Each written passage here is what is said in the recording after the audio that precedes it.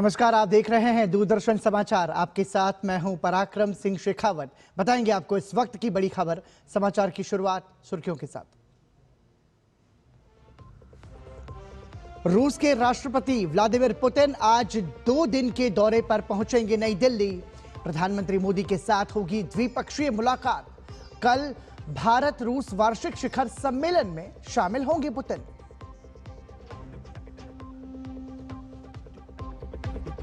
राष्ट्रीय राजधानी में अवैध बांग्लादेशियों के खिलाफ दिल्ली पुलिस का ताबड़तोड़ एक्शन। शास्त्री पार्क इलाके से 5 बांग्लादेशी हिरासत में, अवैध बांग्लादेशियों की डिपोटेशन प्रक्रिया जारी।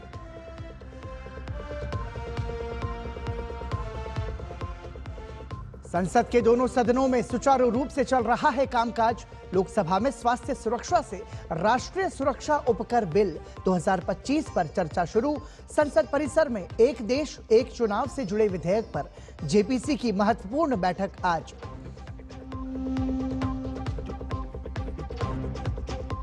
तृणमूल कांग्रेस ने अपने ही विधायक हुमायूं कबीर को पार्टी से किया निलंबित।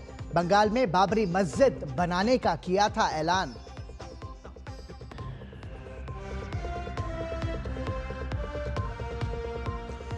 और अर्थव्यवस्था के मोर्चे पर अच्छी खबर।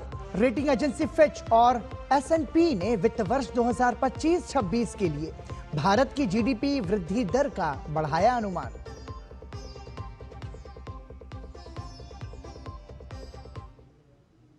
और सुर्खियों के बाद अब खबरों पर नजर विस्तार से। रूस के राष्ट्रपति व्लादिमीर पुतिन 23वीं भारत रूस वार्षिक शिखर बैठक के लिए आज भारत की राजकीय यात्रा पर आ रहे हैं।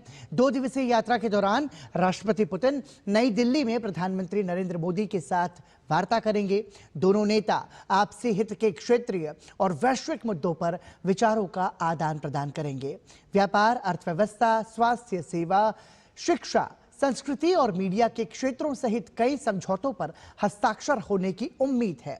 राष्ट्रपति द्रौपदी मुर्मू रूस के राष्ट्रपति के सम्मान में भोज का आयोजन करेंगी।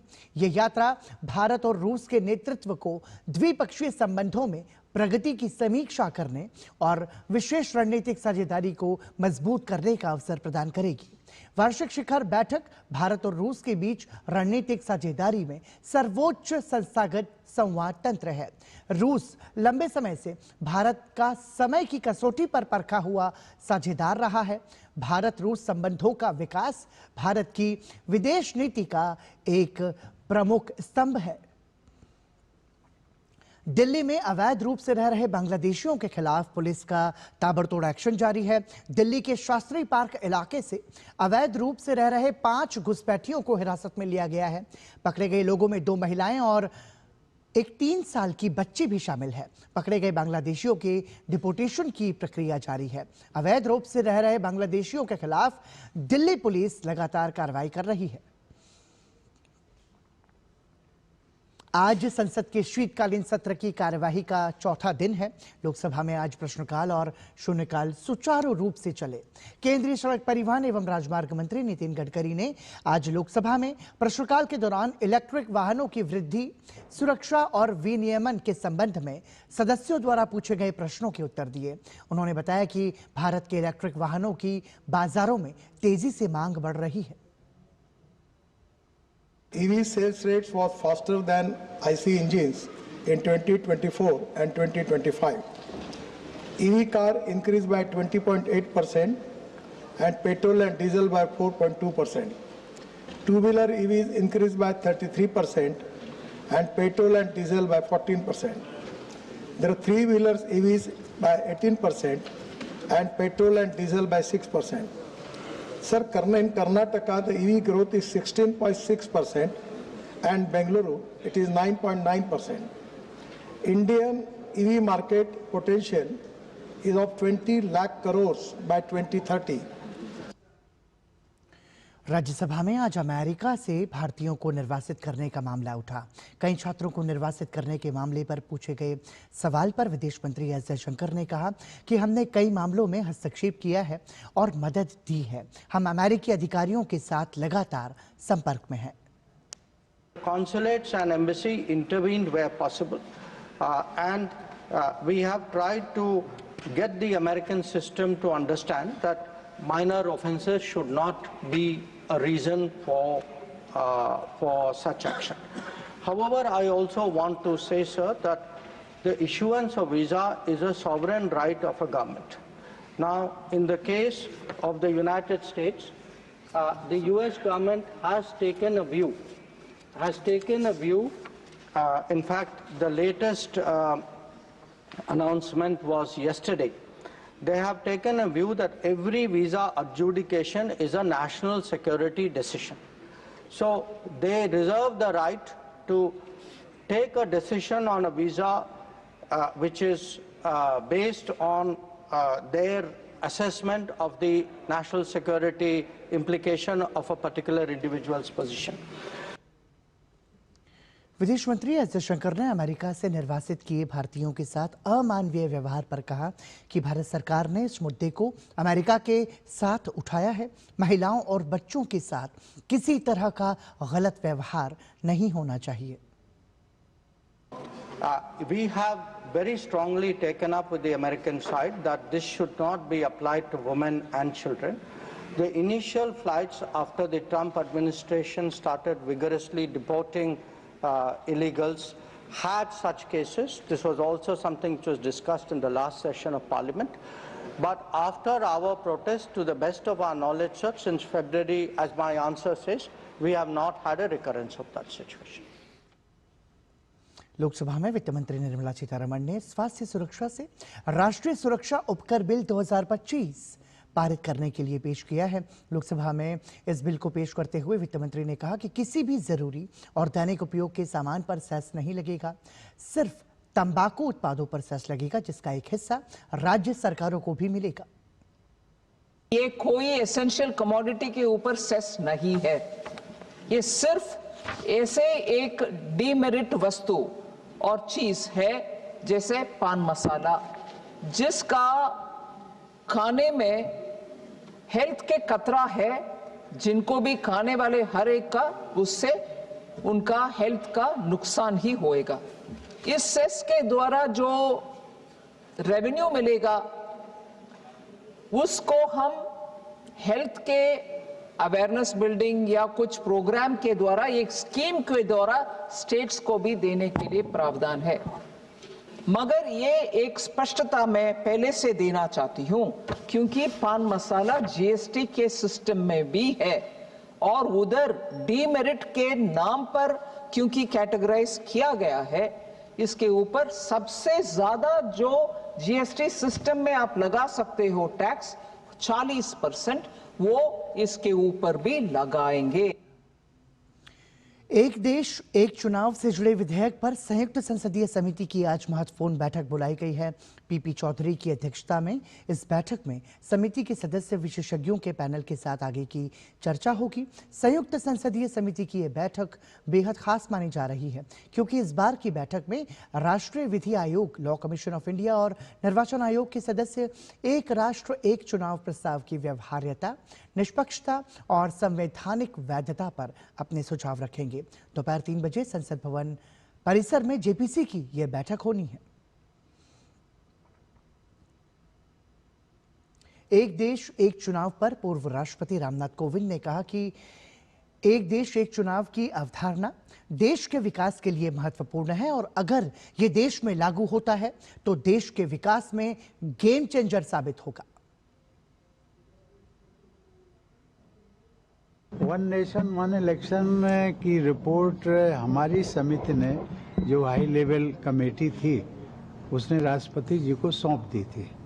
उसके पश्चात सरकार ने उसके आधार पर 2 बिल तैयार किए, लोकसभा में पेश किए 2024 में, और वो अभी दोनों बिल जो हैं वो गए हुए हैं जेपीसी के पास।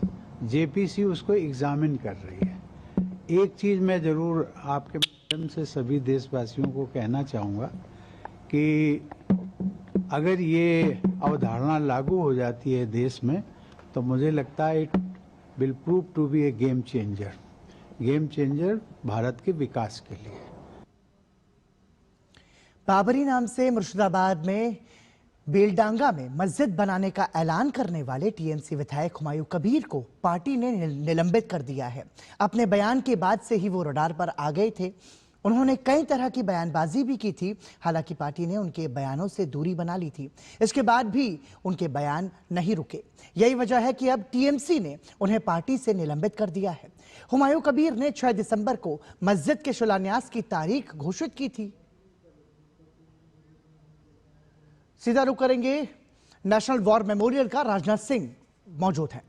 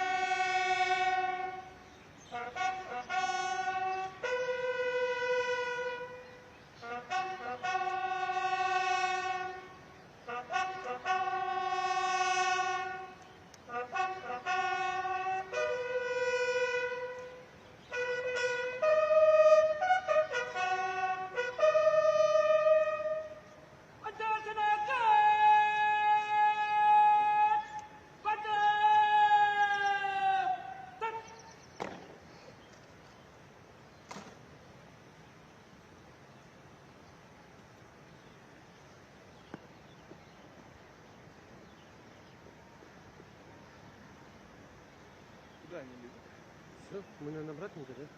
Или что-то будет сейчас? Ну, обратно дадим?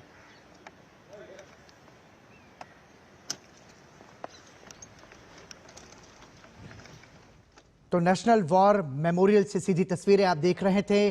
राष्ट्रपति व्लादिमीर पुतिन भारत के दौरे पर हैं और इस बीच रूस के रक्षा मंत्री भारत के रक्षा मंत्री राजनाथ सिंह के साथ नेशनल वॉर मेमोरियल पहुंचे और वहां पर उन्होंने जाकर वीर शहीदों को श्रद्धांजलि अर्पित की। और आइए अब रुक करते हैं अगली खबर का। पश्चिम बंगाल की राजनीति में इन दिनों वक्फ कानून एक बड़ा मुद्दा बना हुआ है और इसी विवाद पर अब खुद मुख्यमंत्री ममता बनर्जी सफाई मोड में नजर आ रही हैं। दरअसल वक्फ संशोधन कानून को लेकर यू टर्न के आरोपों के बीच मुख्यमंत्री लगातार अल्पसंख्यक समुदाय को भरोसा दिलाने में लगी हैं। ताजा बयान आया है कि मुर्शिदाबाद के बहरामपुर से, जहां ममता बनर्जी ने साफ कहा कि वक्फ संपत्तियों को लेकर भ्रम फैलाया जा रहा है और उनकी सरकार इन संपत्तियों की सुरक्षा के लिए पूरी तरह प्रतिबद्ध है। ममता का दावा है कि 82,000 वक्फ संपत्तियों का डेटा पहले ही केंद्र के पोर्टल पर मौजूद था और इसका राज्य सरकार से कोई लेना देना नहीं था। मुख्यमंत्री ने यह भी बताया कि सुप्रीम कोर्ट के निर्देशों के बाद नया WBMC पोर्टल बनाया गया है, जिसमें अब वक्फ बोर्ड नहीं बल्कि मुतव्वली खुद अपनी संपत्तियों का विवरण अपलोड करेंगे। उन्होंने भरोसा दिलाया कि न किसी की संपत्ति छीनी जाएगी और न ही किसी को बेदखल किया जाएगा।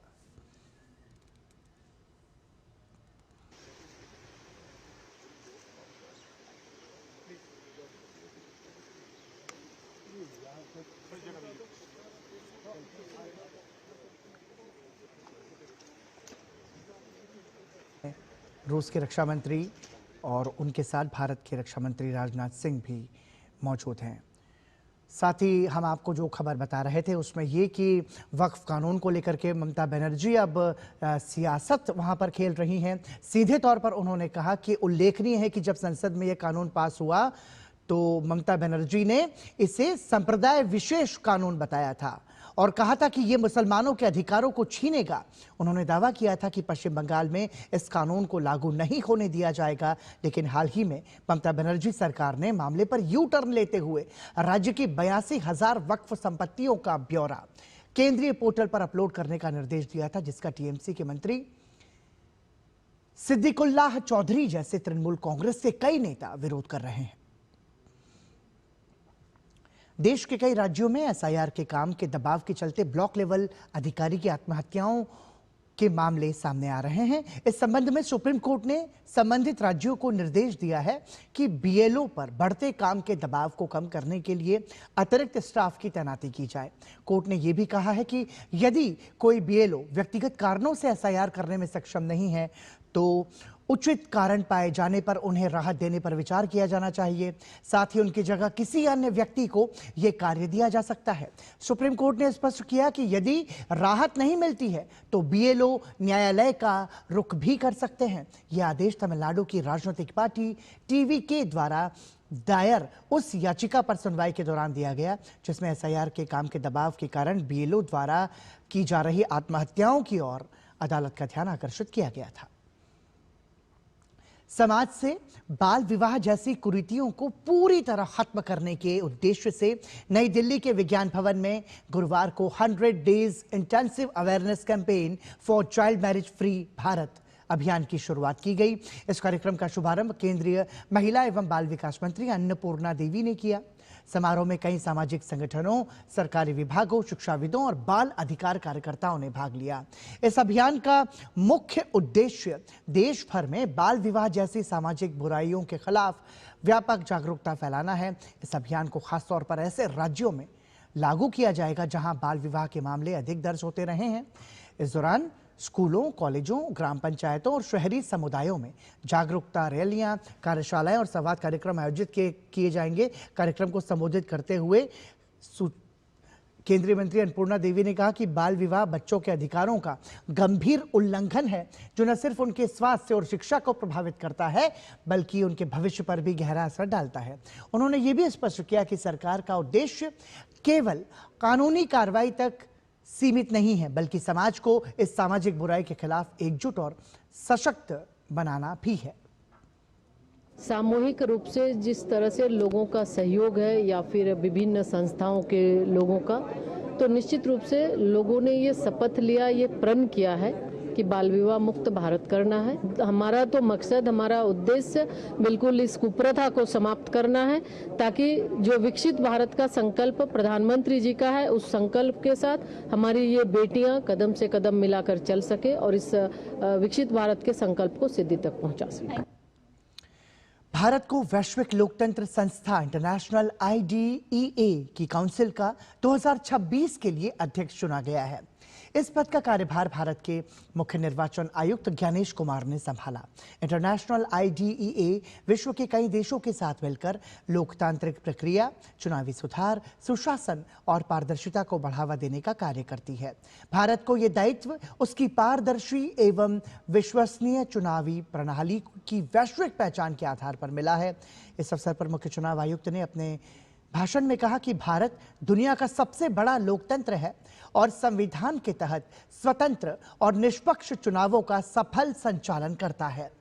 भारत में 96 करोड़ से अधिक पंजीकृत मतदाता हैं और 2024 के आम चुनाव दुनिया का सबसे बड़ा चुनावी अभ्यास रहा। भारत चुनावी प्रबंधन, तकनीकी नवाचार और लोकतांत्रिक मूल्यों को आगे बढ़ाने के लिए प्रतिबद्ध है। वैश्विक लोकतंत्र संस्था इंटरनेशनल IDEA की काउंसिल में माल्टा और मैक्सिको 2026 में उपाध्यक्ष के तौर पर कार्य करेंगे। साथ ही इंटरनेशनल IDEA के सदस्य और प्रेक्षक देशों के पंजीकृत मतदाताओं की वैश्विक सूची भी जारी की गई है।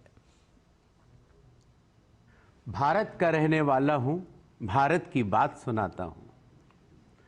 भारत जनतंत्र की जननी भी है और आज विश्व का सबसे बड़ा लोकतंत्र भी। विश्व के जाने माने 35 जनतांत्रिक देशों और 2 पर्यवेक्षक देशों की भागीदारी वाली इस प्रतिष्ठित संस्था इंटरनेशनल IDEA के अध्यक्ष के रूप में आज भारत को देखकर भारत का हर नागरिक गौरवान्वित महसूस कर रहा है।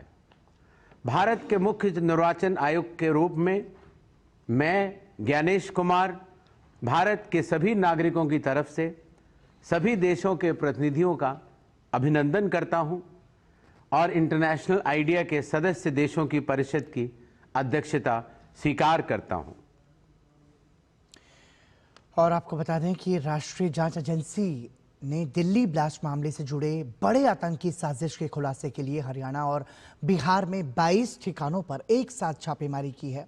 ये कार्रवाई उत्तर प्रदेश से बिहार तक फैली गैर कानूनी हथियारों की तस्करी से जुड़ी जांच के हिस्से में की गई है। अधिकारियों के अनुसार तलाशी के दौरान संदिग्धों के ठिकानों और संगठनों पर विशेष ध्यान दिया जा रहा है। एनआईए का उद्देश्य हथियारों की सप्लाई और आतंकी नेटवर्क को भंग करना है। जांच में यह भी पता लगाया जा रहा है कि इन हथियारों का इस्तेमाल किस प्रकार की आतंकी घटनाओं में किया जाना था। इस कार्रवाई से दिल्ली और आसपास के राज्यों में सुरक्षा कड़ी करने का लक्ष्य रखा गया है।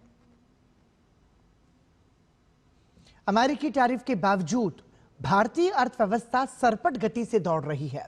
फिच रेटिंग्स ने चालू वित्त वर्ष 2025-26 के लिए भारत की जीडीपी वृद्धि का अनुमान बढ़ाकर 7.4% कर दिया है। इससे पहले यह अनुमान 6.9% था। एजेंसी का कहना है कि उपभोक्ता खर्च में बढ़ोतरी, व्यावसायिक माहौल में सुधार और जीएसटी सुधारों से बड़ी अर्थव्यवस्था की रफ्तार इस तेज वृद्धि के प्रमुख कारण है। रिपोर्ट के अनुसार मुद्रास्फीति में कमी से भारतीय रिजर्व बैंक को दिसंबर में नीतिगत दर में 25 आधार अंकों की कटौती करने की गुंजाइश मिल सकती है।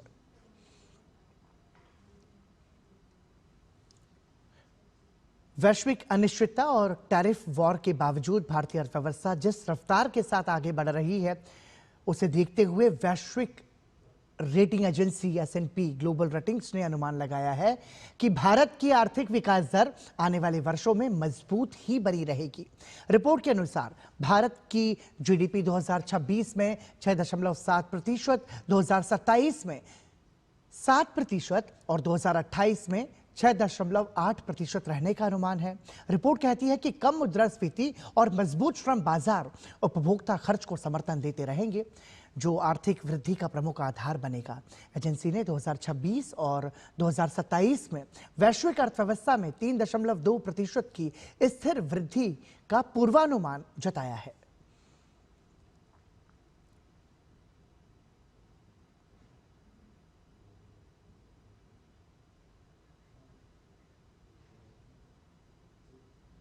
और इसी के साथ ही समाचार में अभी के लिए इतना ही, लेकिन दूरदर्शन पर खबरों की यात्रा अनवरत जारी है। हमें दीजिए अनुमति। नमस्कार।